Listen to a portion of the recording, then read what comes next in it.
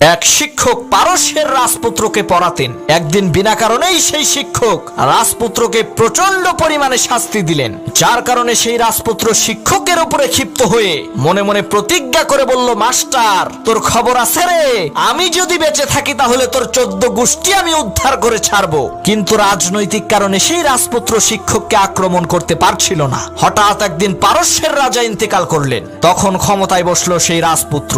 সে ক্ষমতায় বসেই তার সেই শিক্ষককে রাজ দরবারে ডেকে জিজ্ঞেস করলো, কি মাস্টার সাহেব, ওই দিন আমাকে বিনা কারণে এত শাস্তি দিয়েছিলেন কেন?